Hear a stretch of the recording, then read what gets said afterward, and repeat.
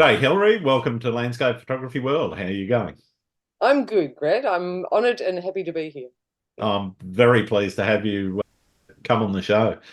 I've been very much a fan of your work for a long time, and I've certainly seen quite a bit of your amazing Tasmanian home and a few of your adventures internationally as well. And it's really nice to get to actually meet the person behind the shots. And I guess why don't we start off with how you got started in landscape photography? Where did it all come from? In a sense, it came. It's been a sort of an episodic thing. The reason I photograph landscapes is because I love nature, and that Mhm. came from my childhood. I grew up basically on a horse in the bush, and that's my happy place. And I grew up with big properties next to me. My parents, back in those days, parents weren't as paranoid as they are now, and I would go.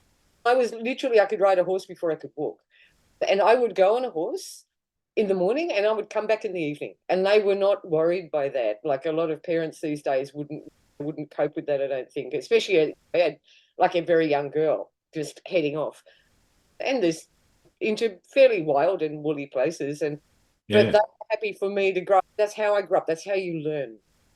And I think all of my memorable the parts of my life that stay with me so richly are the parts where there was risk involved. So I grew to love nature and I grew to love basically just being out there. I'm not such a fan of crowds of people, I have to say. So fair enough. that's my so in 2004 I had a long-term relationship. It fell apart. My life fell apart. And I got to a point in my life where I realized my joy in life had gone, and I needed Okay. to get it back. I needed that was if I didn't get it back, I was going to be in some serious shit, some Mm, mm. big trouble. And I thought, the one place I'm very lucky because I thought I know where my joy in life is. My joy in life is if I go into the bush. So I went into the bush, and my departed other half had left a camera behind, so I took that with me. Good on him. And that was basically where it really started. There was a slight precursor. I'd played with cameras leading up to that, and I'd always enjoyed it, which may have been why I took it with me. And we had actually spent 5 months in the central deserts of Australia, and I Okay. didn't know how to take photos then. But my ex was actually a keen amateur photographer, Mm. and he took photos of things that had never occurred to me to take a photo of. Right. He took photos of the bark of a tree, Yep. of patterns in the sand, of light on water. Mm. And and I looked at the results as we got the things processed. And I thought, oh, that's so cool. And so that inspired an eye to see in a different way as well. Yeah. Yeah. But yeah, so when I went into the bush after my life fell apart, and I took a camera with me, and I got my joy in life back. I basically went on it. I came back down to Tassie. I was living in central Victoria. I came back down to Tassie. I did a wild tour down the west coast, me and my border collie and my camera, and Nice. it was wonderful. And just took photos, like totally. I mean, I taught myself, but it was an old Nikon FM film camera, Okay. Yeah. Yep. totally manual. Yeah. Best thing to learn on, in a sense. Like you don't learn as quickly, in a sense, as you do with a digital because you don't get the immediate feedback. Yeah. Yeah. But you have to really damn concentrate. Yes. You have to really start to learn your shit because it's not as forgiving as well. Uh, No. Absolutely. and it's all manual, so you have to learn what's ASA in those terms. But how does it all work together to get a proper exposure, and how do you focus, and and a light meter. I had an external light meter, Yep. Yep. all of that stuff that people these days. Oh, it's so funny, but so I did that, and then I came back and I was working. I'm a community nurse when I'm not taking photos. Okay. When I, it gives me the joy of actually being able to take photos without having to make them. They don't have to make money, so it Yeah. gives me Yeah. freedom to shoot what I want to shoot. So I actually enjoy. Then the community nursing I enjoy in another sense, and I was working out of a small hospital in central Victoria, and the doctors that were there were really keen photographers. And I came back from my little holiday and I showed them, I printed them up, I showed them the album, and they were going, oh, they were doing oohing, and they went into spasms of delight over my photos. Nice. I thought, gee, what? I might do this a bit more. And then my neighbour, who was an amazing woman, she was the headmistress of the local school. And she was one of those great people who, she's not going to tell you stories. She's just going to say it straight, very honest. So she's not going to say anything if she doesn't mean it, and or with an ulterior motive, really, in that respect. And she looked at my photos. I went off to the Grampians. I think that was the next place. I took off to the Grampians and went hiking, and it poured with rain. I had a great time, and I always used to love the Grampians. Anyway, I came back and I'd taken more photos, and she looked at some of them, and she just looked at me and she said, Hilary, you're going to be the next Dombrovskis. Okay. Wow. And I thought, clear. But that sort of feedback, it inspires you. It gives you energy. It becomes almost a self-fulfilling prophecy. Absolutely. Yeah. You then, with that sort of feedback, you think, I can do this. And you have the confidence that you can do it. And you make it do more. And so that sort of, it started to snowball. And the snowball became quite magical because it just kept on rolling. Things like that kept on happening. I ultimately decided I was going to sell my house because I wanted to come back to Tassie, not to come back to home, but basically by that stage I'd got the bit between my teeth and I thought, I want to do photography. And if I come back to Tassie, I can be on a mountain in the morning, on the beach in the afternoon. At that point, there weren't 5,000 people here, so I can be alone. And which is very difficult these days, but then you could. And I can do it without much money because I knew I wouldn't have much money, because I basically thought, look, I'm going to sell my house. I probably need to buy another house, but I'm going to buy a camera before I do that. So to hell with it. Because it was, I guess the part of me, may just be a little obsessive. So I just focused. And I came back and I just thought I need to hone my craft. And so I did. And I used to go down to the market and pester poor old Wolfgang. Wolfgang Glowacki is one of Tasmania's leading landscape photographers. And I'd go down and I saw his work. And then I started to process it. I had to learn. That was a whole other story because I was a complete technophobe. So right. Looking at Photoshop just gave me panic attacks. and I couldn't work out how to learn how to do it because there weren't YouTubes then. Yeah. And I looked up TAFE and there was no courses at TAFE that I could do. Or I was like, how the hell am I going to learn to do this? And I just couldn't do it. And I went up to Mount Field. It was my first actual overnight multi-day hiking with the specific intention of taking photos. And that was 2007. So that's when I say I really started. Right. I went up to Mount Field and it was Fagus season. So I took some photos and I came back and I was going out with a guy in South Hobart and we put my photos up on his computer, just the raw files, because I couldn't process them. I didn't have a clue how. And I knew I just had to take raw files. So I wasn't taking JPEGs, but just the raw files. And he had this friend who was a professional photographer, and he came to visit. And he looked on the computer and he said, who took that? And it was one of my photos of the Fagus, and it was up above Backhouse Tarn. Yep. And I said, I did. And he said, I've been trying to take a photo like that for 20 years. And I said, oh, that was the first time I've been up there. And then, just walked up there and took the shot. I had stayed overnight at Newdigate Hut and got up there. Fair enough. Yeah, and it's not a flat walk either. No, and it was bloody cold. I remember every time I gripped my tripod, I felt like my hands were going to freeze to the tripod.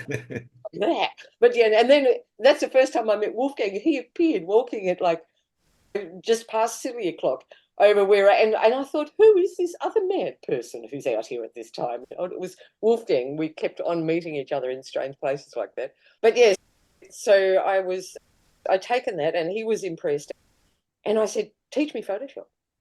And he said, no. And I said, please. And I said, and I badgered him. And finally he did. And I was really lucky because he was a black and white film photographer. Yeah. And Right. he processed black and white film, Mm-hmm. and then he had basically transferred his darkroom black and white processing technique into the digital area, whatever. So the way that he processed was still about how you would process in a darkroom in terms of it was all about dodging, but it was all about light. And Yeah. back, It's all back about the way the tones interact with one another. Yeah. absolutely. And back then, nobody, the word luminosity mask wasn't on anyone's lips. They didn't know what they were. Yeah. But he taught me to make them. Wow. And this was back in 2006. To be honest, there's not many people that do them manually either, or know how to make them manually. There's so many tools now that allow you to just push a button and it Yeah.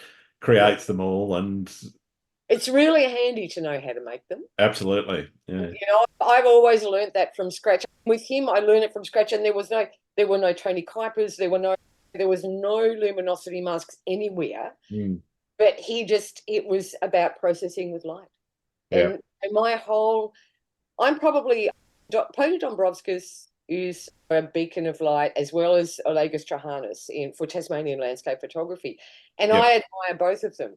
But the man who was my initial, and still is, my shining light, the guy who inspires my photography, was actually a guy called Galen Rao. okay, yep, Galen Rao was one of America's greatest outdoor photographers, and also a world-class mountaineer and climber. And you just used to initially take photos to document his climbs. yeah, right, right, But Galen Rao is a very smart man, and Galen Rao's photos are all about light. And he learnt about light. He knew it inside out and back to front. And you've heard of Mark Adamus. yep, Yeah, so Mark's the only person whose workshop I've actually done as a student. So right, I've done 2 workshops with Mark back in 2012, back-to-back workshops. That was when I went up to the Yukon. I was the first woman he ever took into the Yukon. But wow, Mark and I have that in common. His inspiration is Galen Rowell as well. He named his son Galen. wow, yeah, And that was and I was really lucky that the guy who helped me learn to process, it was all about, because so my whole journey, one of the essences of my photography and my photographic style is that it's about the light. yeah, yeah, And I use light to tell stories. And I always look for the light, where it's going to mm, be, what I wanted to do, and that informs how I shoot. yeah, And it's strange. I find it almost bizarre when people don't, because as Galen once said, it isn't true that we actually photograph landscapes. Nothing could be further from the truth. What we actually photograph is light. yeah, And yeah. he said, we look for remarkable light. And then we look for something earthbound to match it with. Yeah. I've been doing something a bit different recently. I've been looking for harsh light, and I Ah. know that sounds really counterintuitive. I It's was up the snowy mountains, and one of the reasons why I did it was where we were staying, couldn't get up there, and I just wasn't going to camp up there overnight either. Just had my wife with me and whatever, so it just wasn't going to happen. And so the earliest I could get up there was probably about 9:30 in the morning, which is a bit late if you want to catch what everyone yeah. in inverted commas calls the best light. But getting up there and doing harsh light photography of these rocky outcrops and the green meadows, the alpine meadows that are up there, and some of the marshy bits and whatever, and the snowy river, the head of the snowy river coming down through the valley and whatever. I just found it really very different to what I normally do, but really interesting exploring how you could actually work with that kind of light without compromising the artistic side of things and it just being a snapshot. Occasionally there was a few clouds that gave me a little bit of shadow and contrast and whatever, but it was just fascinating going up there and deliberately doing harsh light photography. I did it for 3 days straight Yeah. and absolutely had a ball doing it. Yeah.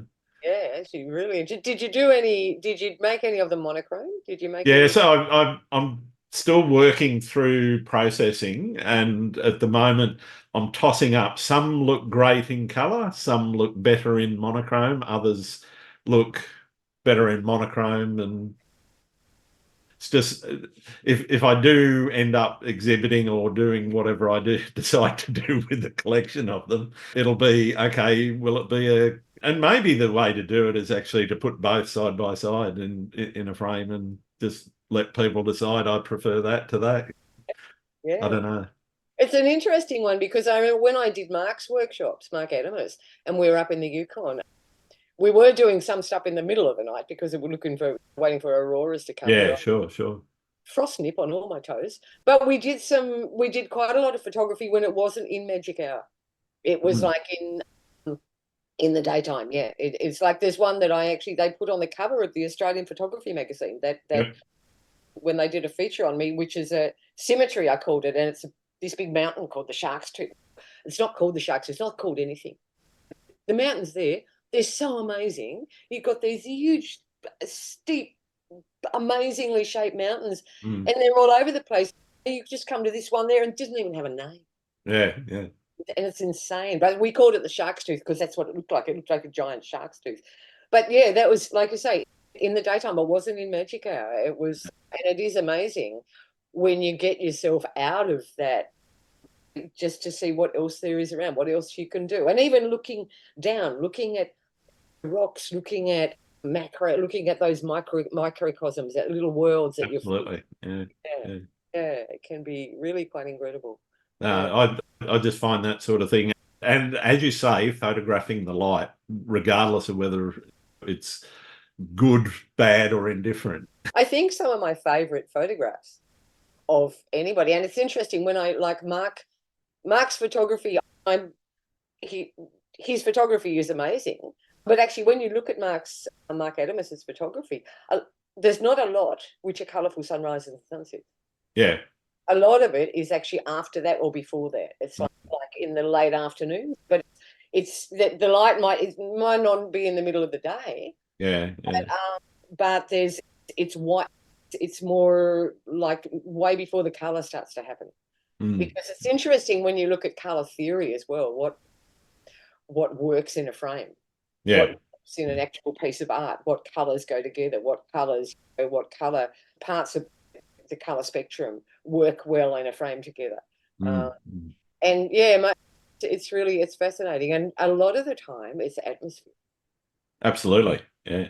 that, that gives depth, and it's gorgeous. And yeah, there are people like Guy Thal who I absolutely revere, and who just frequently there's just, and again, it's not necessarily magic hour, but it's maybe a time when there's a little bit overcast and then a shaft of light comes down and illuminates a tree, that sort of thing. And that's just gorgeous. When I was photographing recently with Matt Newton. Matt's a filmmaker, and I've had a sort of, oh, hang on, I'm going to shut that up. There we go. Sorry. I've had a bit of a hiatus from photography over the last couple of years. I've stepped back, and I've just getting my re-inspired legs back, which is awesome. And one of the people who I have to thank for that, and thank him very deeply because he's an amazing guy, is Matt Newton, Yeah. who's a filmmaker and also a photographer and a deeply good person and ethical person, and someone who, and Matt makes films about what he cares about. And he drags me along sometimes. And he basically wanted me to, he's just made a film about the Maina Saidaga. And it's got 6 episodes, 6 10-minute episodes, and it'll be released tonight, which I have just put on my Facebook page, I think. But it's going to be released tonight by Australian Geographic at midnight on their Awesome. YouTube channel, and then it'll go onto all their social media sites. It's a brilliant film, but part of that, Matt wanted to film me photographing the tree, and then the audio for that episode was me speaking basically, and Sure. what I spoke really was that we did an interview and then we condensed my answers to a narrative, and that's what I spoke. over that part of the tree. But we were out in Skullbone Plains, which is not that far from Lyawini. And if you've ever sat and watched the weather reports in Tasmania, in the middle of winter, Lyawini is where it's 6 degrees colder than everywhere else. And like, if you want to go to the coldest place in Tasmania, go somewhere near Lyawini. And I can probably attest that Skullbone Plains would be it. So we went up to Skullbone Plains hoping for sort of some cold, and we got this thick white frost. That was nice. amazing. Yeah. We got up and I told Matt, I said, we have to do this at silly o'clock. So we got up at silly o'clock. And I had a down jacket that I had only worn. I bought it for a winter photography workshop that I co-led in the Canadian Rockies just after Christmas one year. Yep. And I knew it was going to be really cold. And I remember there was one morning when it was -40, and I had that down jacket on and my Baffin boots, which are rated to -100, and I was toasty warm. It was awesome. And special gloves made for photographers in the Arctic, so you can poke your finger out and poke it back in again. Yep. And I thought, and I've never worn that jacket here because it's just too hot. But when I was going up to Skullbone, I thought, oh, look, I'll just take it just in case. And that morning I put it on. My God, I was so glad I had it. So we went out and there's one beautiful cider gum there. Cider gums are an amazing tree. Their sap ferments. Yeah. So, you know, if they're weeping at the time when you're there, it smells like a brewery. Wow. Yeah. And the Aboriginal people used to make a drink from the sap. Amazing. Yeah. But anyway, so I'm photographing this tree and there's this log in front of me that's just covered in, like, everything's white. And as the dawn happened, it was a fairly clear sky, which made it colder. Was it totally, there was a few clouds, but very high and very wispy. So it was pretty cold. And then the first direct light started to strike the hills in the distance. Then it started to strike the top of the tree, nice. And it was so beautiful and then I think I took the photo that I've used is the photo where most of the tree has actually been illuminated by this beautiful light, and it just brings it to life. Fantastic. Yeah. It's a difference between an okay photo and a glorious photo. Yeah, absolutely. Yeah. I'm really interested in talking a bit about how you stay motivated to experiment with new ideas and different techniques and things. Is that something that you try to bring into your photography now and then? A little bit, yes. I'm inspired by people I look at photographs and photographers. Like people like Guy Thal, I find incredibly inspiring. He brings meaning as well as just visuals. It's something that Galen Round did as well. Once he was talking about how he was in the desert area, I can't remember where, but in the desert in America, and this yellow cab was going down the road. And he thought, that would be a brilliant shot. And he was skilled enough that he could have just leaned over and grabbed his camera while he was driving and clicked that shot. Yeah. And it would have been on the cover of a magazine. There was just this bright yellow cab and these red rocks and desert. But he didn't do it because it had no context for him. Didn't add to the meaning of the place. And so in a sense, I'm a little bit that way inclined. I can appreciate beautiful work and an artistic work that comes out of a camera, like when people do double exposure and stuff like that. And I have toyed with playing with things like that. Stuff that I'll play with exposure because I love exposure. I love movement. I like to play with stuff that has meaning for me. Yeah.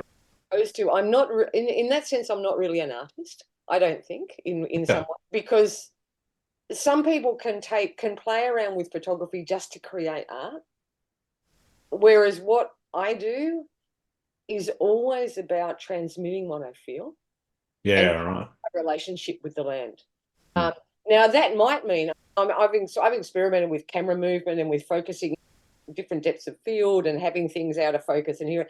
And that I think is great because you can zone someone in with if you've got various out of focus things and one in focus thing, obviously you're zoning them into that, or you're leading them into the photograph.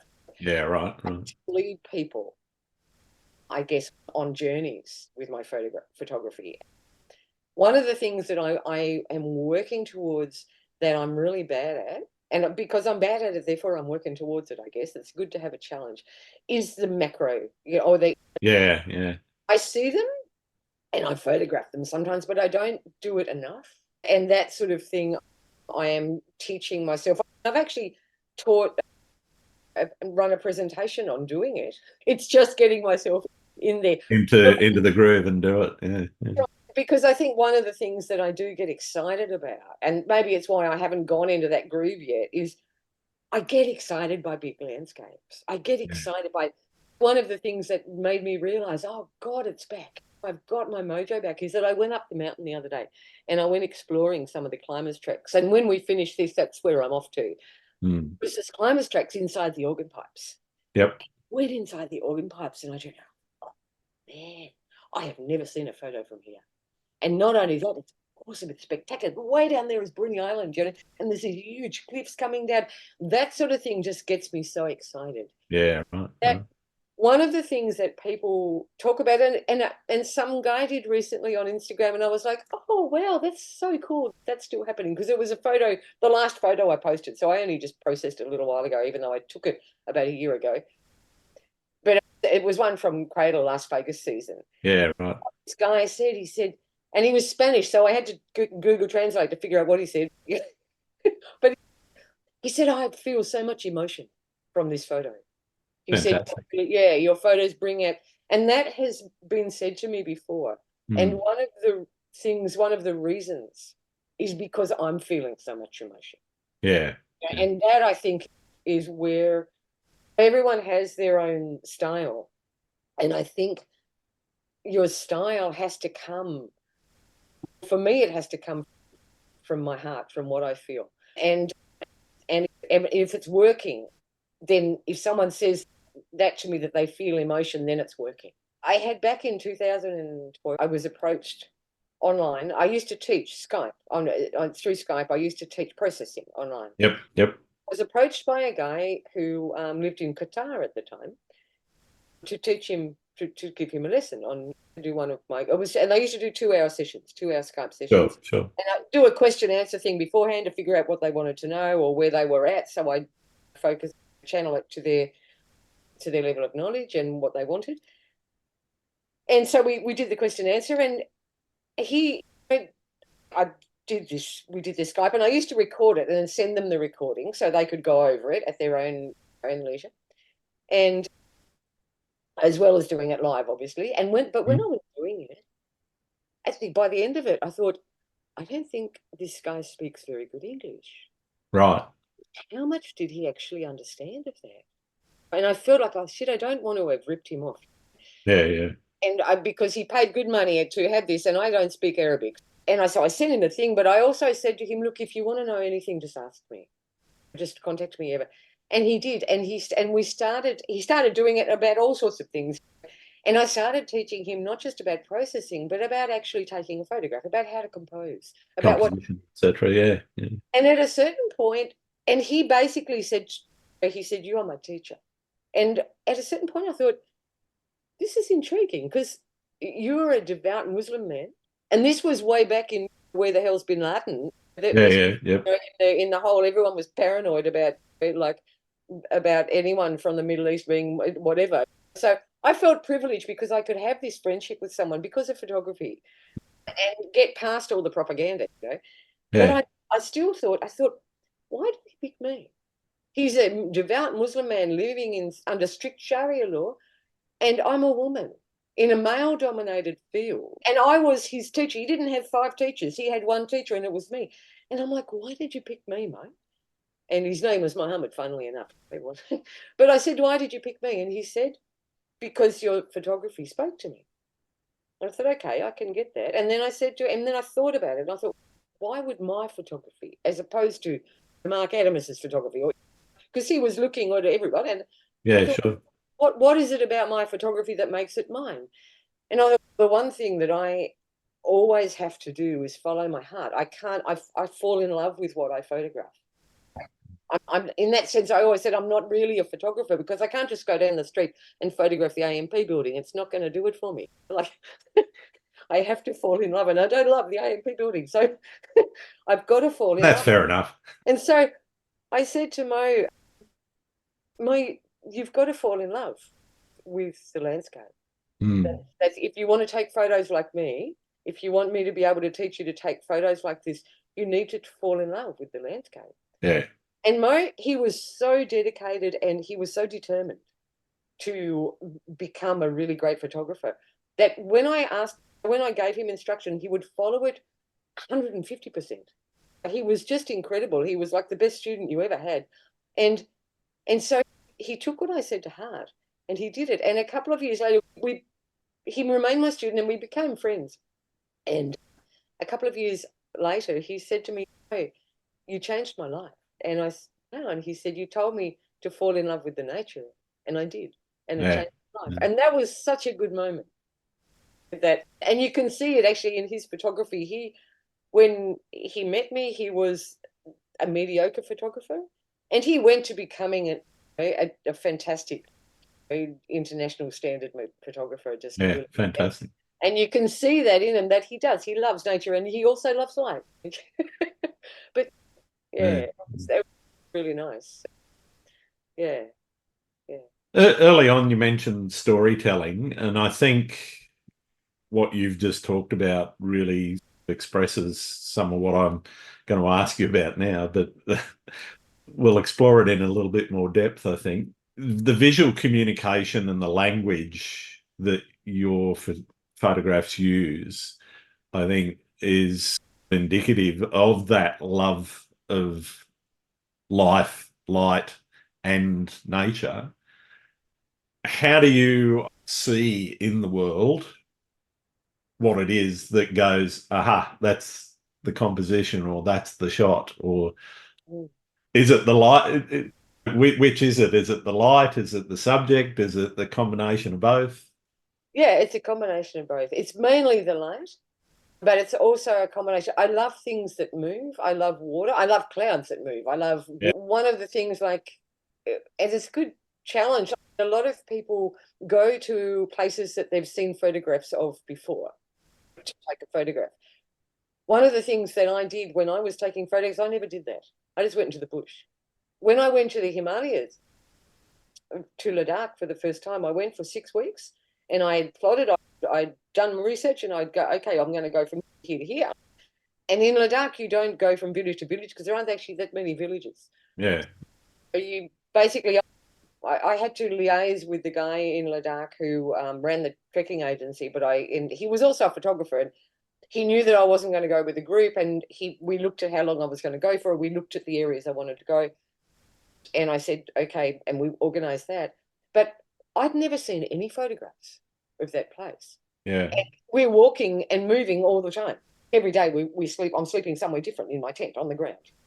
And and basically what you're doing as you're walking is just looking at the land. I hadn't gone as sophisticated as someone like Mark Adams would, who's very good at it, who will go to Google Earth and look and figure it out before he goes. I just thought, oh, yeah, no, I'll just figure it out when I'm there. So a bit more spontaneous.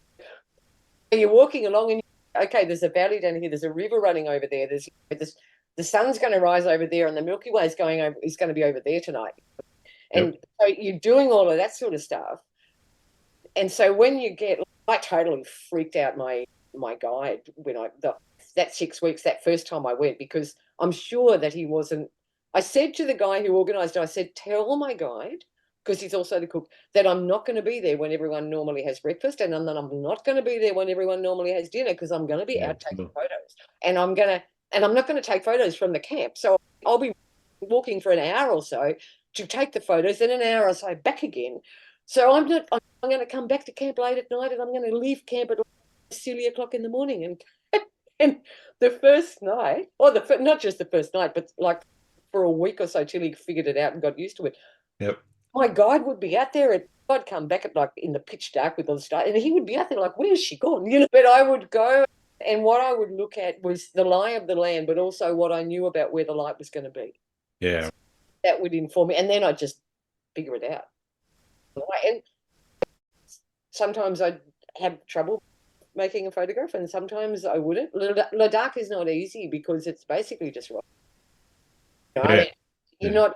I didn't go in a winter, so there's not a lot of snow. There's some distant snow on peaks sometimes, Sure. but there's rivers. There are some waterfalls, which are very cool when you find them, and there's rocks. It's a difficult place, but it's also an amazing place. And I would implore, like, one of the things that I love, and when I was judging photography workshops, it was one of the things that I looked for, is for people to discover, Yeah. for people to go and connect with the land and figure out what they wanted to take a photo of, depending on what spoke to them, because it's different with every person. Absolutely. And yeah, like if I kept on seeing photos of the Wanaka tree, they immediately went to the bottom of the pile. Literally, I don't care how they good they Wonder are. why. Going to reward the freaking Wanaka tree, and I won't tell you what I've nicknamed it, because it's not suitable for a public podcast. But I don't like the sort of the photography where people just go to an iconic place and go click. I don't care if they wait for the light, whatever. I would much rather they actually go and connect with the land and look at. Yes, I look at leading lines. I bring in all that knowledge that I've garnered for composition and all the rest of it. And the other thing that I think, because I learned with film, and one of the books that I learned from back in the very early days was John Shaw's book of Field Guide to Nature Photography, I think. Yep, brilliant book. It's all about from film, but it's very applicable to digital as well. But what he said about composition, and I took it to heart, and I still do it. He said, cropping is a tool that you use to learn how to compose. He said, once you know how to compose, you shouldn't have to crop the image. Yep. And that's what I like. I have this love of pixels. And whenever anyone ever wanted me to crop a photo, I'm like, I don't want to get rid of pixels. I like pixels. Like I grew up, my first really cool full frame camera, which I thought was brilliant, was 12.1 megapixels, and that was huge. That was like real estate. That was awesome. So I'm really attached to pixels, and I don't think that taking a photo of a wide scene and then cropping out the image is, to me, like, no, I'm sorry. I would prefer to hone my skill much finer than that. So I guess and if you try to do that, the more you try to hone down in on what it is that you want to put in the frame, the better you're going to be. Regardless of what a 50,000 megapixel camera, and you can crop it. If you try and hone in on what it is you want, then you hone in on where your style is, and your pictures will look like something that doesn't go on a chocolate box. Yeah. Otherwise, I don't care. You can have the best compositional skill in the world, but if you're just not doing it with your heart, then I call it chocolate box photography, because it doesn't move me. Yeah. It's technically brilliant, but it doesn't move me. Yep. And to me, a photograph that makes sense is a photograph that moves me, that tells me a story, that makes me feel happy or sad or whatever, but it moves me. It transports me. And I know why that photographer took that photograph. Yeah. Is that how you define success in your own photography? That emotion that's attached to it? Yeah. Or is it harder to separate your emotion of where you were in the time and place? It's interesting. No, I think it's when it conveys, but it's when it conveys itself to other people as well.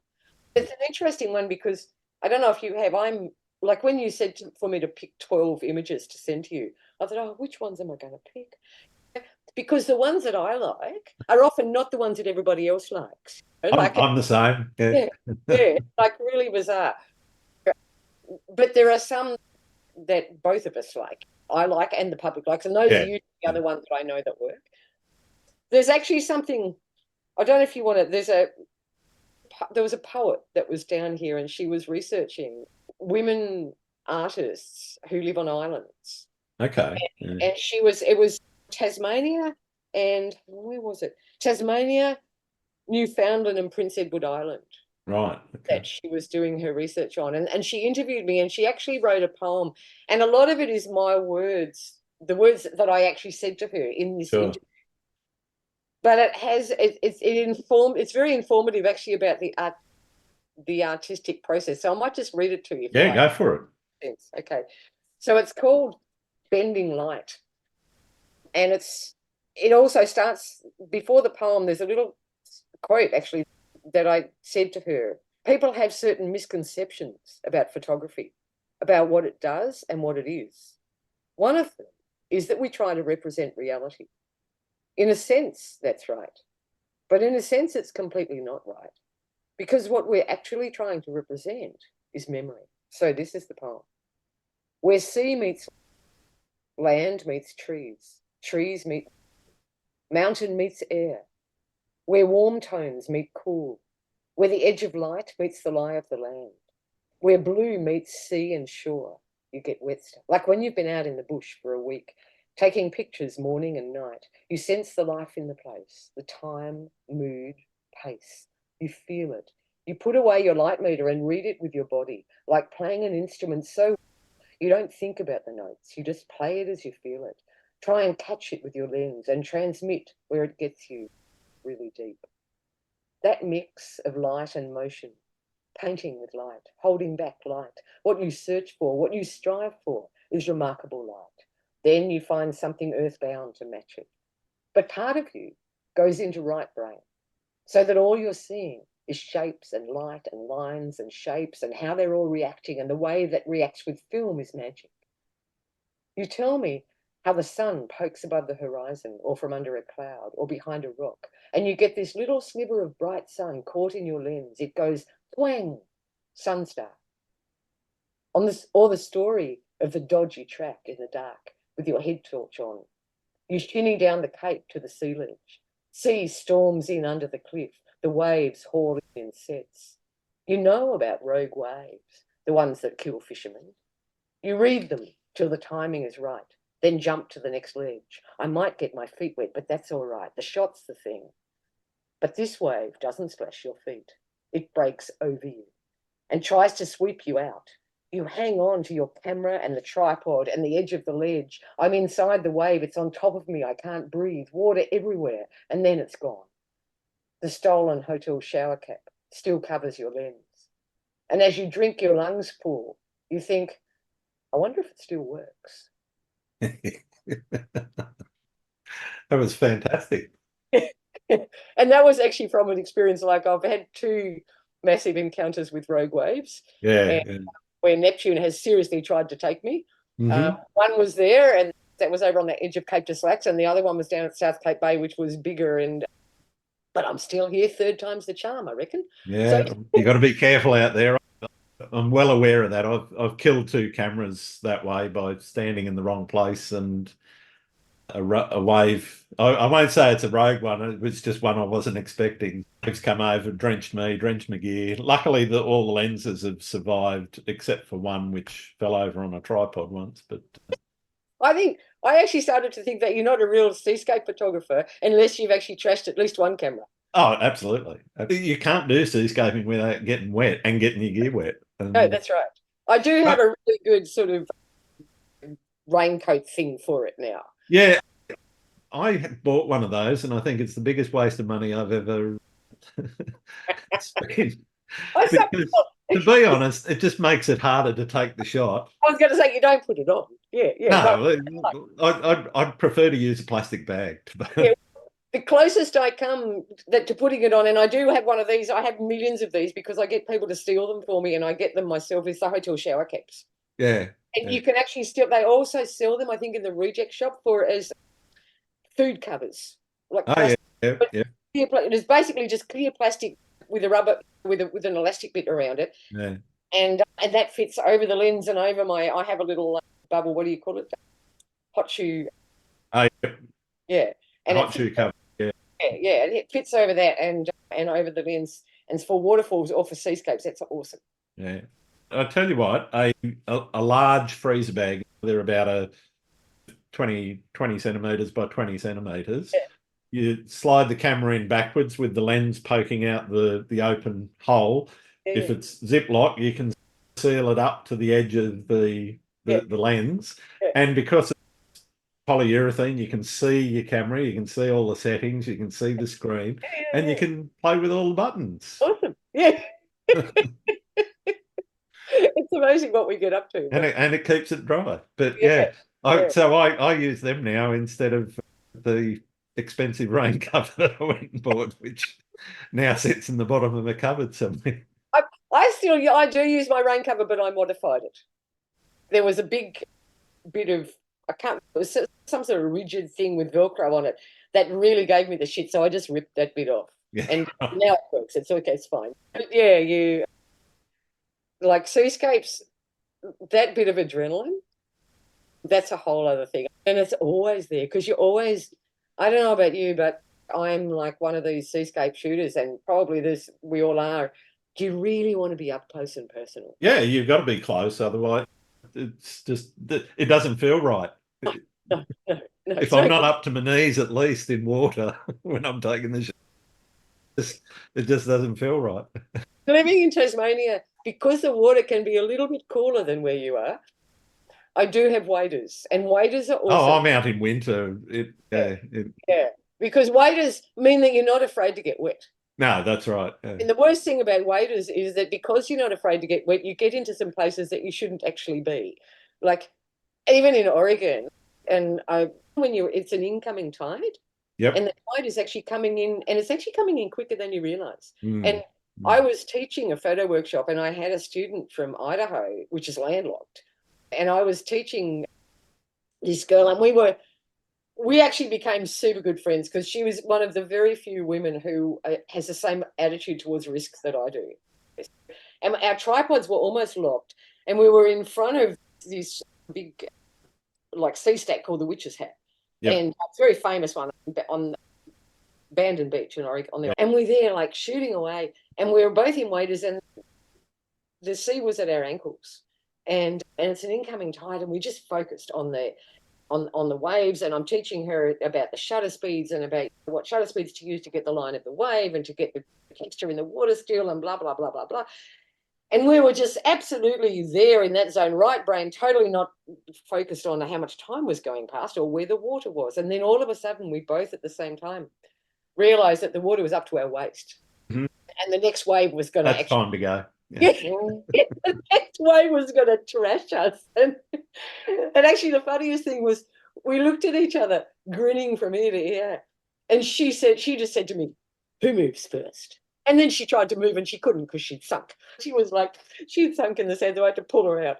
But Yeah. yeah, The one yeah, I always worry about is where you've picked the tripod up, and because I sometimes leave the camera on it when I'm doing that, pick the tripod up, turned your back to the water, and started to walk away from that rocky outcrop you're standing on. And then the wave comes and you can hear it, and you go, uh-oh. yeah, yeah. That's what happened at South Cape Bay. That's sort of what happened. Although I haven't, I fortunately had the camera. I have a pouch that I wear on my front, and I had actually put the camera into that because I turned around from where I was, and there was a big rock behind me, and I thought, oh, I'll get up on that rock to have a different perspective. And between me, the waves were coming in that direction, and there was a big rock wall that obscured my view of what was coming. So I didn't actually see this wave. And this wave was a total freaky monster. It was like minimum 10 times bigger. Like I hadn't even been getting my feet wet. And I Yeah. turned around to get up on this rock, and this thing, it didn't even hit my head. It came like it basically came as a wall and just went, oh, and I was knocked onto my face Wow. and grabbed, like my tripod in one hand was still in one hand, fortunately, and grabbed onto a rock, which if I hadn't, I'd been out at sea. And I was under it. And while I was under the water, it was such a huge wave. It was actually a considerable amount of time, and it was heavy. I could feel the weight of the water, and it was freaky.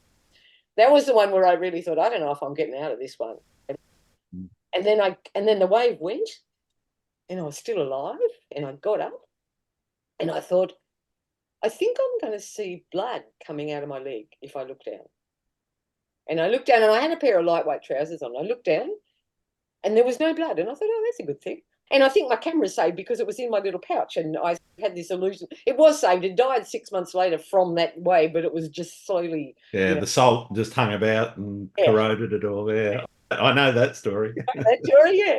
But I got up and I walked up, and I'd been taking, there's a guy called Eric Bennett, who's quite a well-known landscape photographer in the United States, and he'd come down to Tassie, and I was taking him around the state, and he was further down the beach. And I came walking, and I was totally dripping, obviously. And because I thought, oh no, I'm not taking any more photos. I'm a little bit, and everything's wet. And so I'm walking down, but I had this big smile on my face because I'd saved my camera and I was still alive. And I went walking down, and he looked and he saw me, and he thought, obviously and he had seen the wave. Yeah. And it was a wave that, like, as I said, it was like a monster, Mm. utter monster. And he knew which wave it was. And he looked at me, and then he wasn't too worried because I was smiling. And then I said, look, I'm going to go up to the tent because we were camped there. And I went up to the tent, and by the time I got to the tent, I was actually starting to get into shock. Yeah. And not feeling well. And I thought, I need to strip off all of these wet clothes and get into my sleeping bag and get warm. And when I did, I looked down at my leg, and the leg that I thought I'd seen, I would see blood coming out of, when I actually looked at the leg, there was this huge hematoma coming up. Like, it was going and turning black as I looked at it, and I thought, oh, that ain't good. And he got in and showed Eric when Eric came up, and I said, look at that. And he said, oh. And we were walking out that day. Like, it's only about, I don't know, it's about a 3 or 4 hour walk, but we had tent and like all the sort of gear and all the photographic gear, so fairly heavy pack. And Eric just looked, he said, can you walk? And I said, Eric, I don't have a choice. I said, have you got any drugs? And he had one ibuprofen, so I took one ibuprofen for the 4 hour walk, and when I did it, yeah. But yeah, that's the danger of, and you don't turn your back on the sea. It's just, No, absolutely, absolutely. yeah, yeah. And but it's part of it. Part of that adrenaline is what makes you. It's what's makes you be there. It's what makes you so aware. Definitely. Yeah. How do you think where you live has shaped not what you shoot, but how you shoot? In this, I don't know. How I shoot has been shaped by a lot of things. Sure. But one of the things about Tasmania, as I said, is that I do seascapes and I do mountains. Yeah. You can get to both. And that's really lovely. I'm also still fortunate enough to be able to go to places and be alone, because how I shoot is very much informed by, I shoot a hell of a lot better when I'm on my own. Yeah. Just having other people there somehow disturbs my head. So that has had a big effect. I do a lot of wide angle stuff, and that's probably part of being in the landscape here. But also, one of the things that is changing, I guess, about my photography, I've always, like, Tasmanian landscape photographers have had a tradition of conservation.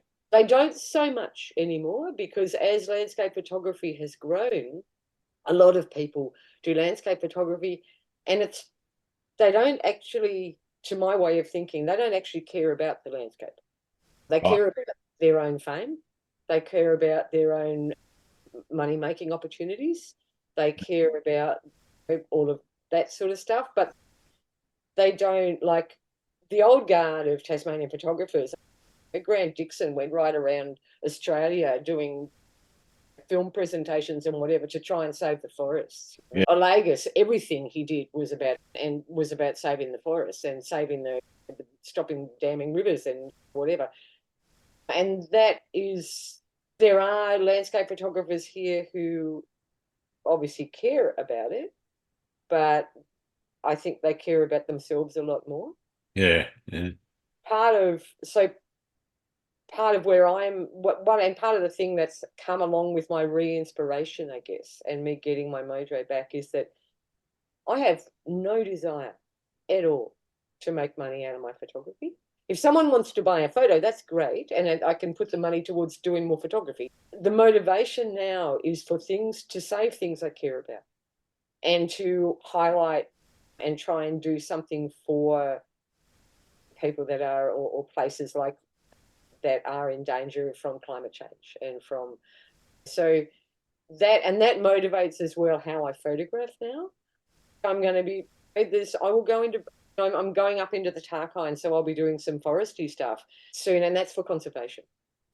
I've got 5 weeks off now. I'm not leaving the state. I am doing 2 weeks just for me, because the other thing that I realized, having come back to photography from this hiatus, and the hiatus was for a number of reasons, but one of the things I had to do was deeply heal. And one of the things that photography was initially for me, it was that thing that I went to when I needed to get my joy in life back, and it helped me with that. It was part of that. But when it became competitive and commercialized, if you like, and monetary, and also when Instagram happened and lots of people go into the landscape and start to actually harm it, then the joy left me. Yeah, understandably. Yeah.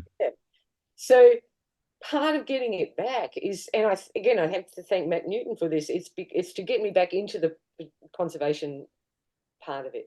It's to actually do something. I think if you have my idea and this sort of life philosophy, in a sense, is that I don't believe that it's purposeless. I think that we all have a purpose. We don't necessarily all find our purpose, but I think I think my life has a purpose. Okay. I don't know about anyone else's life. I shouldn't talk about anyone else's life, but I've decided my life has a purpose.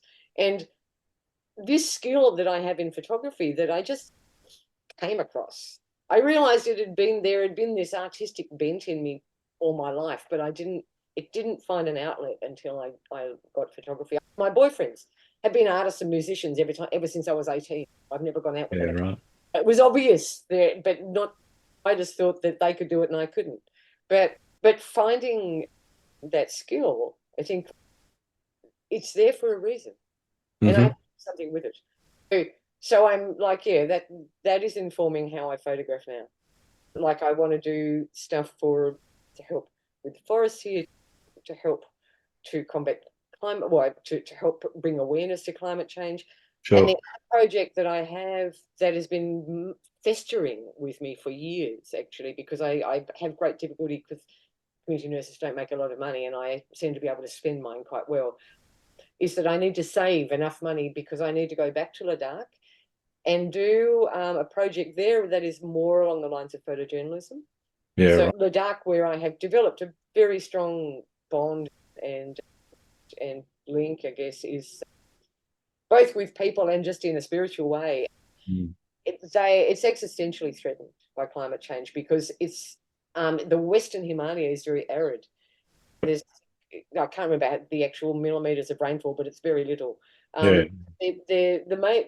Most of their water is from glacial meltwater, and they're amazing horticulturalists. They grow what they need. They grow these crops in this short growing season because of the altitude and the cold and the glacial meltwater, but the glaciers are retreating super fast. Yep. So that water supply is going to dry up.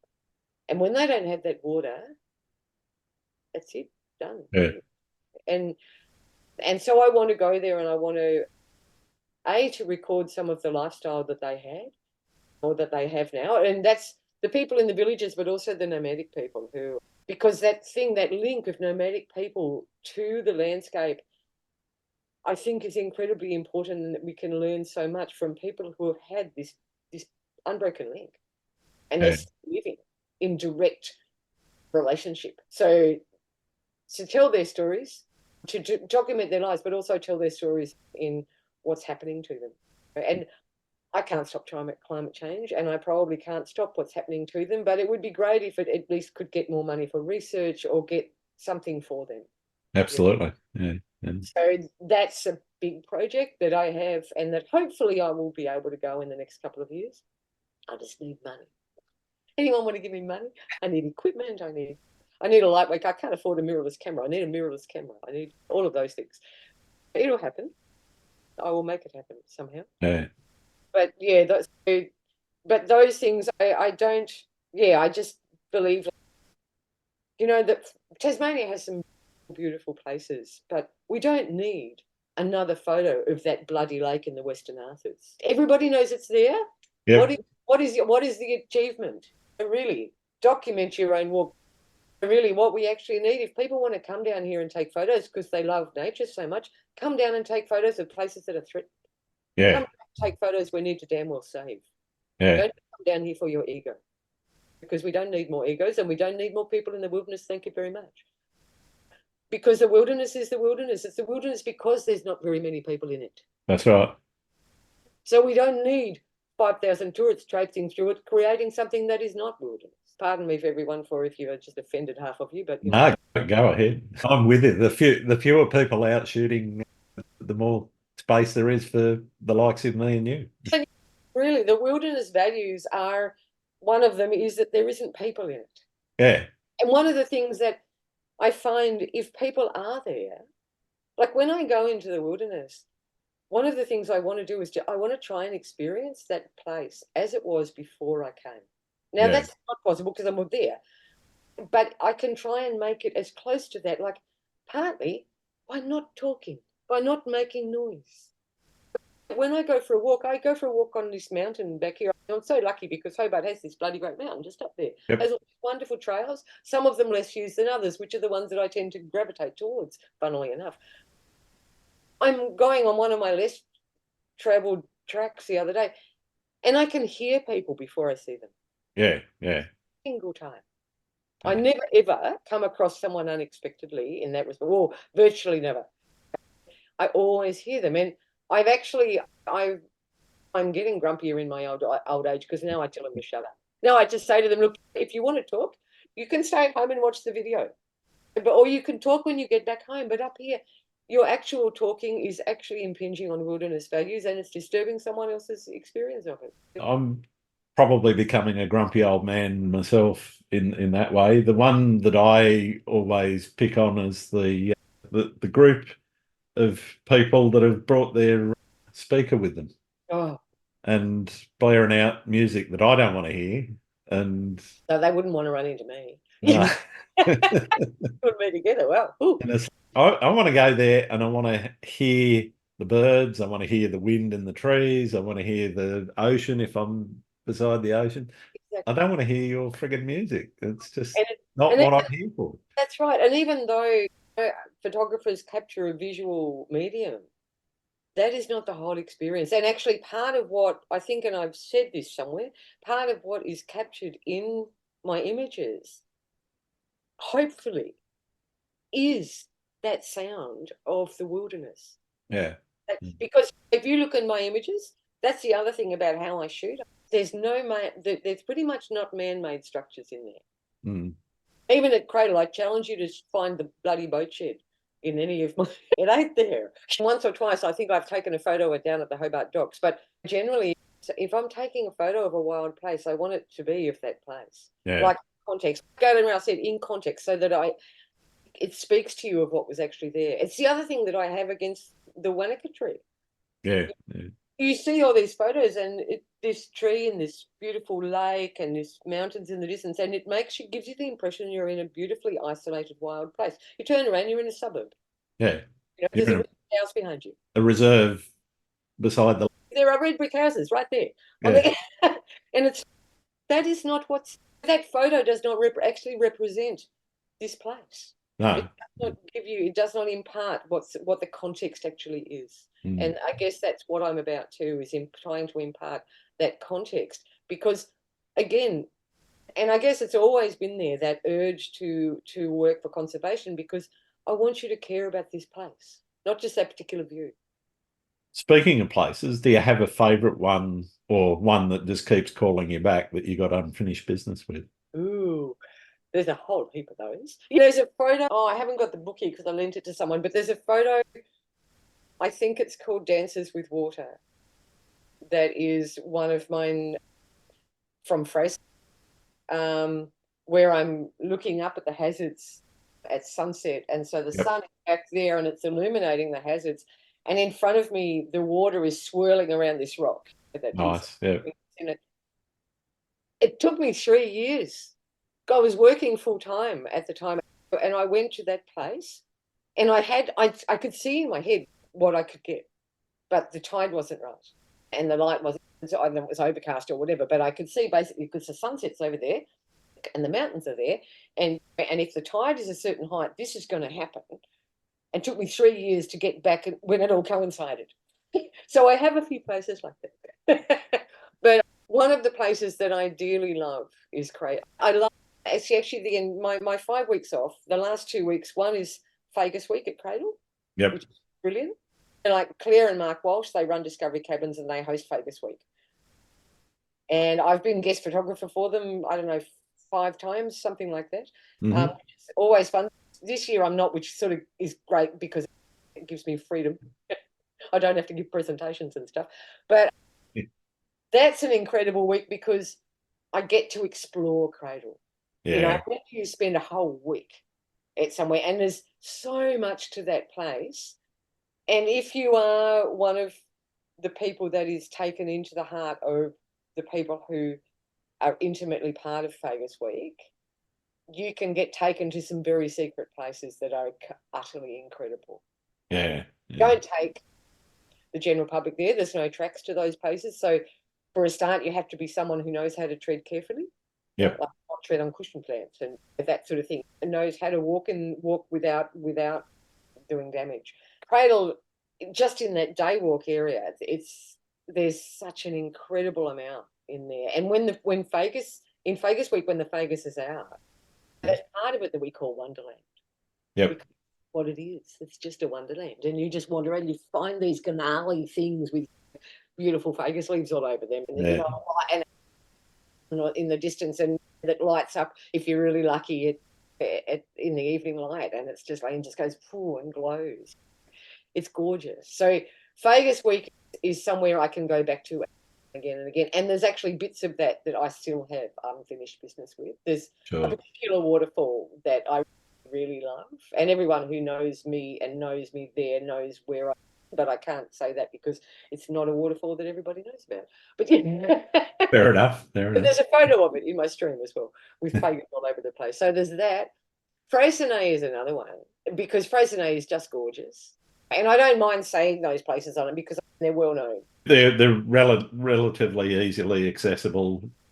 Absolutely. I'm not betraying any secrets by saying that. They're I'm not asking for secret spots. No, that's right. I'll talk about that offline. The pink granite in Freycinet of the hazards is just awesome. And actually, that's somewhere where I think I need to go as well and try and hone the little microcosm shots. Yeah. There's places, what's it called? Bluestone Bay. Oh, yep. Down there with all those rounded rocks and things and seaweed that wash up. And there's, I'm sure, some brilliant little shots just with rocks and seaweed down there. It's a brilliant, you just have to watch out for the snakes. I always see snakes down there. Okay. I always have a tiger snake encounter or 3. Yeah. Down at that place. But they and I coexist. But yeah, so all those Freycinet, the friendly beaches, all around there, I find magical. And the other place that I'm actually, and those places, so the last 2 weeks of my holiday is just self-indulgence. I'm just going to go there and have fun. It's just fantastic. Play with the camera. Because there's the other thing about Freycinet and Cradle is they're so concentrated with so many different places you can go and shoot. Yeah. You can just stay there for a week and not be done. You can just amazing, like you can do all sorts of stuff, and you can go for multi-day hikes if you want to. You don't have to if you don't want to, but there's all sorts of stuff there. I mean, Sleepy Bay, I could go to Sleepy Bay every morning for a week, I reckon, and be doing something different each day. Yeah. I don't have to. I can go to Honeymoon Bay. I can go up to the friendly beaches. I can go so Bluestone Bay. There's so many things there. Up at Mount Graham, where I went when I was diagnosed with PTSD, and when I was diagnosed, I think the first thing I did when I came out of the doctor's office was I called work and I said, I'm not going to be in for a bit. And and then I went home and I packed my car up with my tent, and because I just thought, okay, I've been given all these things that are going to help me get better, but I need to give myself something that's going to help me get better, and I know what that is. Piss off into the bush.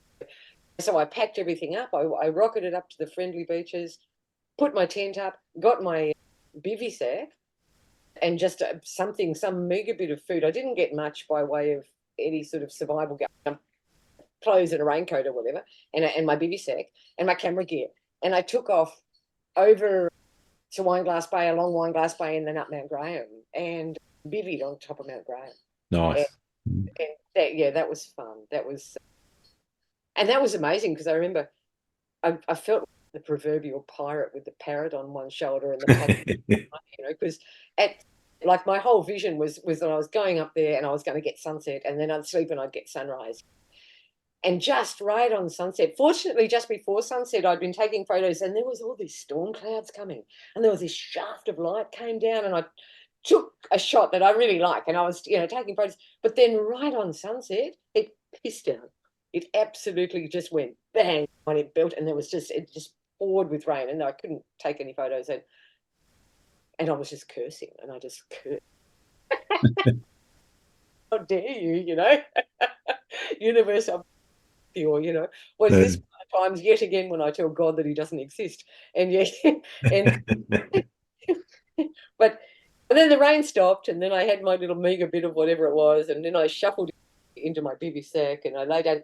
And my bivy sack it's not a very fancy one, so it's just got a bit of mesh over the face, and I don't think I had that on. I just thought I wanted to stop draining, so I just was open to the elements, and I just went to sleep, lying on my back, went to sleep with a rock behind me. And like several hours later, I don't know how many hours later, like probably 3 or 4 hours later, I woke up. And for a minute, I had no clue where I was. I woke up, and there were all these spots in my video. I thought, what the hell is that? And then there's stars. Yeah. All the clouds had gone, and I was looking up at a million stars. Beautiful. So amazing. It was like, and we had this beautiful sunrise. But yeah. So yeah, I reckon Freycinet is a very special place. Fantastic. And the other place that's super good that I will go, but more for conservation, is the Tarkine Coast. Yeah. The Tarkine Coast it's wild. It's totally different from the East Coast, and yeah, it's good for losing cameras, I reckon. It's good for losing a lot of stuff, I reckon. But it's also I explored it once in Tarkine in Motion, because we used to run a thing. I think Tarkine in Motion still happens. I haven't done it for a few years, but we used to go, a bunch of artists, not just photographers, filmmakers, musicians, painters, writers, would all go up to the Tarkine and create. Yep. And part of that was trying to get recognition of this incredible place to get it made into a national park, which we still. But one of the Tarkine in Motions, there was an eclipse of the moon, and this night, yeah, and I remember going to, for some reason, I went to bed. It must have been just around about when the eclipse, maybe I can't remember, but I went to bed in my tent at early, and because I was going to get up at silly o'clock again. And then I woke up at 11 o'clock, and I realised there was no way I was going back to sleep. I was just bang awake, and the eclipse was happening. And I got up, and I just walked the coast. Nice. All night. And the devils were out, and there was just the devils, all the animals, and me. And that was so beautiful. And it's what I think I mean by, after that, at the end of that, I took a photo that I called Creation Dance, that is on part of my portfolio. And the guy who was organising whose Tarkine in Motion started off as one of his ideas, a guy called Dan Breen. He's an amazing guy, and incredible. He's a really good photographer and an incredible conservationist. And I had told him that I would take part in Tarkine in Motion, but I needed everyone to leave me alone. And they were having a get together of all the artists at the house that they'd rented that night up at Arthur's River. And Dan wanted me to come, and of course I didn't go. And he was pretty angry with me for not going. And I was trying to get across to him that I needed to connect to the place. Yep. And when I finally processed the photo and put it out, and the words that went with it as well, he finally realised. Yeah. And he said, "Oh, Hills," he said, "now you taught me something. You made me realize." Fantastic. Yeah. Yeah. I've only got a couple of other questions for you. One is, and it's probably an unfair question, you've mentioned quite a few good names for me to follow up with, but is there anyone that you think I should be talking to particularly someone that maybe isn't quite so well known. Yeah, there's a guy who is a Tasmanian photographer, and ever since he's been on, I first met him in some of those Tarkine in motions.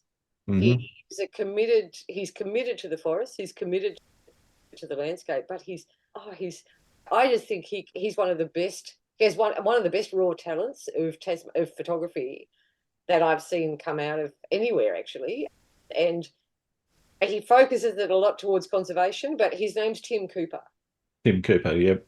I've seen some of his work actually. Yeah, and yeah, very impressive. he's original. He's got a Yep. brilliant eye, and he's got a really good heart, and he's got really good creativity. So yeah, he's one guy that I would love to see have more recognition. All Because right, fantastic. I'll look him up. yeah, cool. Awesome. All right, my last question is one that I've been trying to get to the bottom of since starting this podcast a couple of years ago. Okay. Do you like pineapple on pizza? Yeah, I'm good. I like anything. I thought you might. You seem to be the pineapple sort.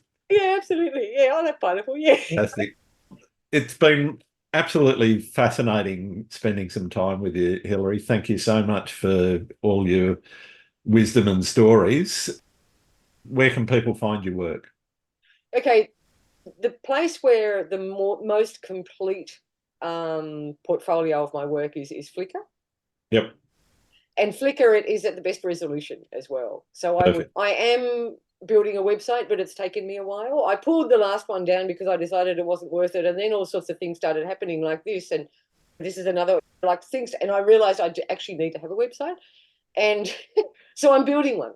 But and there's a mob called Portfolio Pro, and they actually approached me with a really good offer to help also promote Portfolio Pro on my website, which I will do. So I'm doing it with them, but it's just taking me a while because I'd rather be out taking photos than fiddling around with the computer, basically. Wouldn't we all? It'll happen though. But otherwise, before that happens, Flickr is the easiest place to look at my photos. And if anyone wants to actually purchase my photos, then I think my email address is on at least one of my social media No sites. worries. I'll make sure that there's links to all your socials, etc., in the show notes. People can send me messages on my social media sites, and Yeah. if I buy something, then we can have a conversation. Yeah. All right. Brilliant. Thanks very much, Hilary. Thank you. It's been fun. Thank you, Grant. Okay. Thanks again for listening to Landscape Photography World. I hope you enjoy the show and keep listening because I'll be joined by some great guests in upcoming episodes. You can find my work in this podcast at grantswinburnphotography.com. I'm also on Twitter, YouTube, Instagram, Facebook, Vero, you name it, I'm there. Not on TikTok though. I'm Grant Swinburne. Hope to see you out shooting soon.